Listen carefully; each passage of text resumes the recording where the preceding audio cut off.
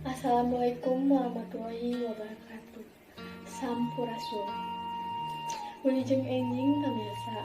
Alhamdulillah dina deungeut ayeuna urang tiasa petetang deui dina pidangan informasi anu janten kamamet oge anu dianti-anti ku wargi Cianjur.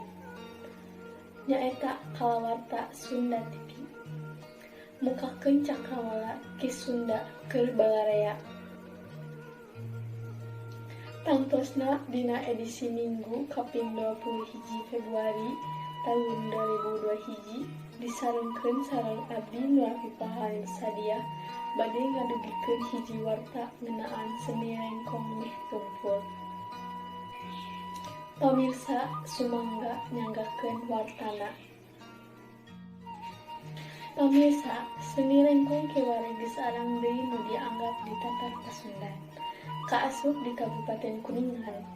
Dina ayeuna oge ukur sataun sakali dina acara Seren Tahun Hungkul. Sumangga nyanggakeun pidanganana.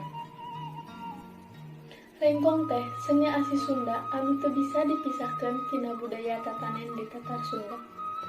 Ngaran rengkong oge kapan dicokot tina ngaran hiji pakakas paranti nanggung beas. Sabangsa rancatan nu jieunna tina ami gombong, panjangna 2 meteran. Rengkong teh ilahana sok ngaluarkeun sora nu aneh, ngeserna pinjuk jeung awi. Ari nu maenkeunana nurutan Asep.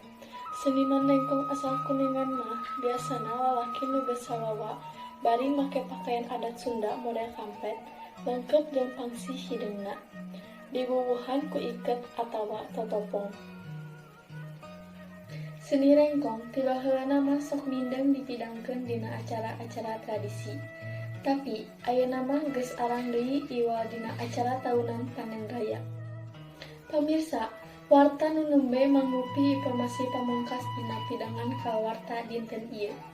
Mung sakitu anu tiasa kusumpuling sanggakeun ketepang deui dina acara salajengna. Abdi Nurafifah Halim Sadiah ngadugikeun. Wassalamualaikum warahmatullahi wabarakatuh. Urip Sunda.